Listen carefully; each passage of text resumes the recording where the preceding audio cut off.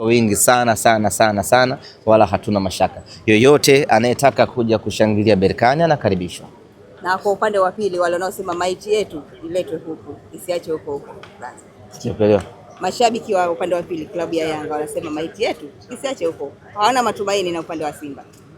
Sasa nataka shabiki wa Yanga wawe na matumaini na Simba wewe. Sisi Tanzania pia. Sisi hatuwakilishi wao, sisi tunaiwakilisha Tanzania na Simba Sports Club na Afrika Mashariki kwa ujumla. Na kuna kauli ambayo imeongelewa na kocha kuwahitaji mashabiki kuendelea kuipa support, kuipa hamasa timu, hususan hata kesho wanapoingia uwanjani kwa ajili ya mchezo. Nyie wewe kama afisa habari, hili kwa upande wako na una hamasa gani pia kwa kuzungumza kwa upande wa mashabiki? Mashabiki ndio silaha yetu muhimu sana kwenye mchezo huu. Kwa hiyo tuendelee kuwasisitiza. Kwanza, anayekuja aje na jezi nyekundu. Kila anayekuja uwanjani kesho aje na jezi nyekundu. Achana na jezi ya blue, achana na hii nyeupe ambayo nimevaa mimi, kila mtu aje na jezi nyekundu. Hiyo ndio sare yetu ya mchezo wa kesho. Lakini tunapokuja uwanjani tusikae kinyonge. Tuje uwanjani kuja kushangilia. Tuje uwanjani kuja kufanya vurugu za kelele za maana kuhakikisha kwamba Simba anapata ushindi katika mchezo wa kesho.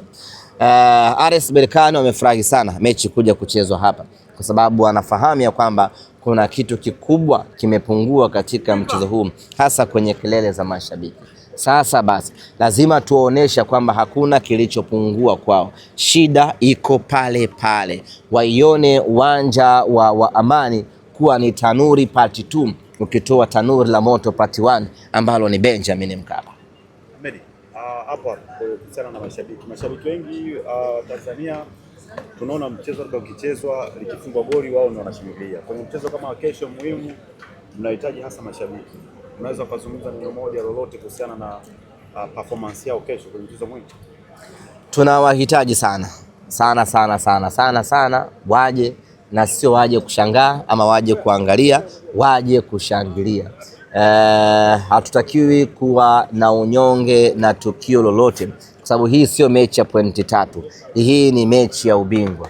Kwa hiyo ukipata goli la kwanza unashangilia, ukipata goli la pili unashangilia, la tatu unashangilia, ngoma iko bila unashangilia, mpinzani kapata goli la bahati mbaya tunashangilia, mpaka dakika ya mwisho mechi inakwisha. Tumeupata ubingwa, tumeukosa ubingwa, pale ndo mtu unaacha kushangilia. Lakini sisi kwetu Simba mpaka hapa tulikofika tumeshafanya kazi kubwa mno. Kwa hiyo tunaingia katika mchezo wa kesho kwa ajili ya kuja kushangilia mafanikio tuliofikia ya kufika finali. Alafu tunashangilia maradufu zaidi kuelekea kwenye ubingwa wenyewe. Ahmed, unawaambia nini wana Simba wajiandae kivipi usiku wa leo kuelekea usiku ambao walikuwa wanausubiri kwa hamu kushuhudia mnyama akicheza finali uwanja wa nyumbani?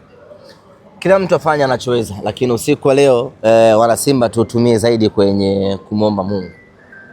Kila anayeweza kuamka usiku, anayeweza kukesha, anachoweza kufanya chochote kumwelekea Mwenyezi Mungu, itakuwa ni jambo bora kweli kweli.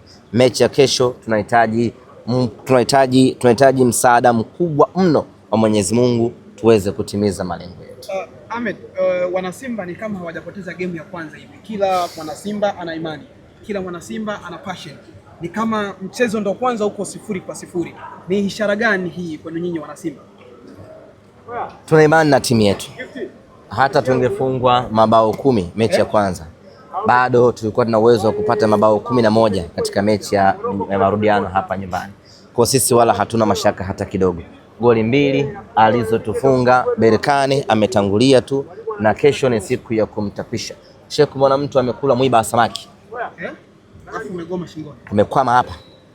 Hiyo sijai kushuhudia. Sijai kushuhudia nampiga ngumi hapa atapike.